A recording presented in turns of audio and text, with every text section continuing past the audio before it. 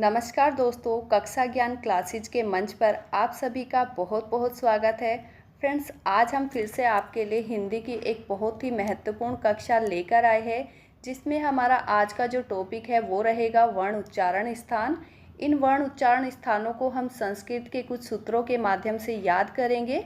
तो चलिए फ्रेंड्स, देर ना करते हुए क्लास को स्टार्ट करते हैं।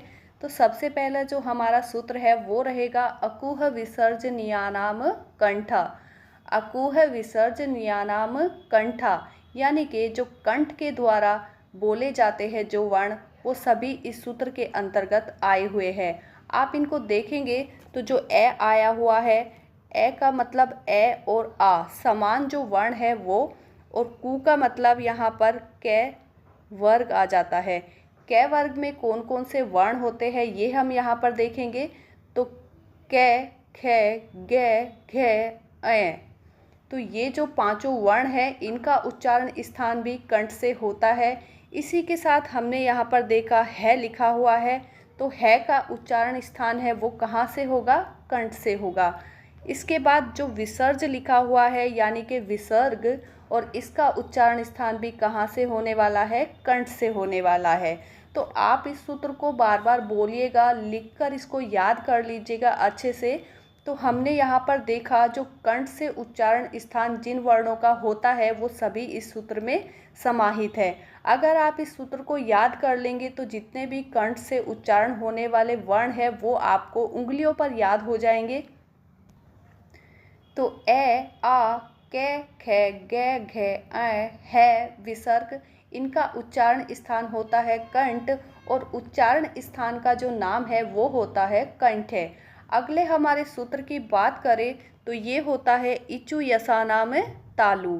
इचु यसाना में तालु, यानी कि ई और बड़ा ई और बड़ा ई, और चे का मतलब यहाँ पर, चू का मतलब है यहाँ पर पूरा चे वर्ग।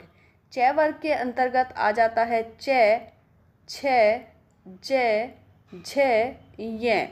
इसके अलावा आप यहाँ पर देखेंगे कि यह है, तो यानी कि यह का उच्चारण स्थान भी क्या हो जाता है? तालु। इसमें आया हुआ है सैसलजम, यानी कि जो सैसलजम है इसका उच्चारण स्थान भी क्या हो जाता है? तालु। सूत्र को याद कर लीजिएगा फ्रेंड्स। अगर आपने ये सूत्र याद कर लिए तो आपके जो है जीवन भर उच्चारण स्थान याद रहने वाले हैं। आप इनको चाहकर भी नहीं भूल पाएंगे अगर आपने इन सूत्रों को अच्छे से याद कर लिया। तो फ्रेंड्स, ये था हमारा दूसरा सूत्र, यानी कि जो तालु है, तालु से हमारे कौन कौन से वर्ण निकलते हैं, तालु जो है उच्चारण स्थान किन किन वर्णों का है वो हमने यहाँ पर देखा। उच्चारण स्थान का नाम हो जाता है तालव्य। तो याद करेंगे सूत्र को फिर से, इचु यसाना में तालु, इचु यसाना में तालु। तो इससे जो हमारे वर्ण निकलते हैं वो हो जाते हैं ई, च, छ, ज, झ, ये, और ये और से। इसके बाद हम बात करें अपने तीसरे सूत्र की, तो ये है ऋतु रसाणाम मूर्धा। ऋतु रसाणाम मूर्धा, इसके अंतर्गत आने वाले जो वर्ण हैं वो हम देखेंगे। तो ऋषि, और टू का मतलब यहाँ पर पूरा टे वर्ग। टे वर्ग में हो जाता है टे, ठे, डे, ढे, अणे। इसी के साथ यहाँ पर रे है, तो रे का जो उच्चारण स्थान है वो है मूर्धा, और श षटकोण वाला जो श है इसका स्थान भी कौन सा हो जाता है? मूर्धा। फ्रेंड्स, एक बात का ध्यान देंगे, जो डे और ढे है जिनके नीचे बिंदी लगी होती है उनका उच्चारण स्थान भी मूर्धा ही रहने वाला है। इसके अगर उच्चारण स्थान के नाम की बात करें तो ये हो जाएगा मूर्धन्य। तो आप याद कर लीजिएगा, ऋतु रसाणाम मूर्धा, ऋतु रसाणाम मूर्धा, यानी कि ऋषि और पूरा टे वर्ग, रे से षटकोण वाला से, डे और ढे जिनके नीचे बिंदी लगी हुई है, ये कहाँ से आए हैं? मूर्धा से। यानी कि इनका उच्चारण स्थान कहाँ है? मूर्धा है। इनके उच्चारण स्थान की हमने बात की है, तो ये है मूर्धन्य। बात करें हम अगले सूत्र की, तो ये हो जाता है हमारा ऋतु लसानाम दंता। ऋतु लसानाम दंता, यानी कि लृ, तू से त वर्ग, पूरा ये त वर्ग, और ले और से, यानी कि ये जितने भी वर्ण है लृ, ते, थे, दे, धे, ने, ले, से, इनका उच्चारण स्थान कहाँ है? दंत। इनका उच्चारण स्थान दंत है और उच्चारण स्थान का नाम हो जाता है दंत्य। तो ऋतु लसानाम दंता, सूत्र को बोल बोल कर याद करेंगे। ऋतु लसानाम दंता, लृ, तय वर्ग, ले और शे, इनका उच्चारण स्थान दंत। अगले सूत्र की हम बात करें तो ये हो जाता है उपपद्य नियानाम ओष्टो। उपपद्य नियानाम ओष्टो, यानी कि ऊ से हो जाता है हमारा ऊ और बड़ा ऊ, पू से हो जाता है पूरा पै वर्ग। पै वर्ग के अंतर आते हैं पै, फै, बै, भै और मैं। इनका उच्चारण स्थान हो जाता है ओष्ठ और उच्चारण स्थान का जो नाम है वो हो जाता है ओष्ट्य। तो सूत्र को फिर से हम बोलकर याद कर लेंगे। उपपद्य नियानाम ओष्टो, उपपद्य नियानाम ओष्टो। चंद्र बिंदु का जो स्थान होता है वो होता है अनुनासिका, यानी कि जब मुख और नाक दोनों से ही वर्ण का उच्चारण करते समय हवा निकलती है तो वो हो जाता है हमारा अनुनासिक चिन्ह।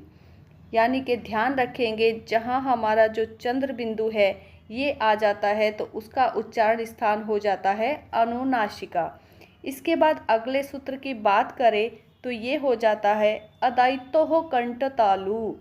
अदायितो कंठ तालु, यानी कि जो ए है, जो ए और बड़ा ए है, इनका उच्चारण स्थान है कंठ तालु और कंठ तालव्य इनका उच्चारण स्थान का नाम हो जाता है।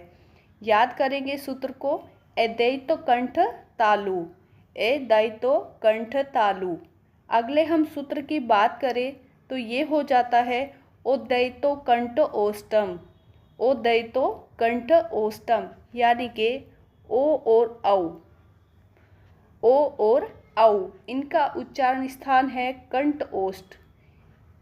इनका जो उच्चारण स्थान है वो है कंठ ओष्ठ और उच्चारण स्थान के नाम की अगर बात करें तो ये हो जाता है कंठोष्ट्य, कंठ ओष्ट्य। इसके बाद अगला जो सूत्र है वो है वकारस्य दंतो ओष्टो। यहाँ पर टाइपिंग मिस्टेक हो गई है, ये इसको यह कर लीजिएगा वकारस्य दंत ओष्टो, यानी कि जो वे वर्ण है इसका जो उच्चारण स्थान है वो है दंत ओष्ठ और उच्चारण स्थान का नाम हो जाता है दंत ओष्ट्य। अगले हम बात करें सूत्र की तो ये हो जाता है यम यणना नाम नासिका। यम अयणना नाम नासिका। क, च, ट, त, प, इन पांचों वर्ग का जो पंचम वर्ण होते हैं इनका जो उच्चारण स्थान है एक तो होता है नासिका और उच्चारण स्थान का जो नाम है इनको कहेंगे हम नासिक्य। फ्रेंड्स, एक बात का ध्यान रखेंगे, जो ये पंचम वर्ण है अ, य, न और मैं, पंचम वर्ण है। एक तो इनका जो उच्चारण स्थान है वो है नासिका। इसके बाद आपने देखा प्रत्येक वर्ग का जो पंचम वर्ण है अय, य, न और मैं, इनका उच्चारण स्थान कंठ भी है, तालु भी है और मूर्धा भी है, दंत भी है और ओष्ठ भी है। ध्यान रखेंगे अय का उच्चारण स्थान कंठ भी है और नासिका भी है। इसके बाद य का जो उच्चारण स्थान है वो तालु भी है और नासिका भी है। इसके बाद हम देखेंगे ण, और ण का उच्चारण स्थान जो हो जाता है वो मूर्धा, इसके बाद नासिका भी है। अगर हम देखें न को तो ये जो पंचम वर्ण है न, इसका उच्चारण हो जाता है दांत और इसके बाद यहाँ पर नासिका से भी उसका उच्चारण होता है। अगर हम बात करें मैं की तो जो इसका उच्चारण स्थान है वो है ओष्ठ और इसके बाद देखें यहाँ पर तो इसका जो उच्चारण स्थान है वो नासिका भी है। तो फ्रेंड्स, आज की ये छोटी सी क्लास थी हमारी वर्ण उच्चारण स्थान को लेकर। उम्मीद करती हूँ आज की ये कक्षा आपको पसंद आई होगी। पसंद आई है तो वीडियो को लाइक शेयर कर दीजिएगा।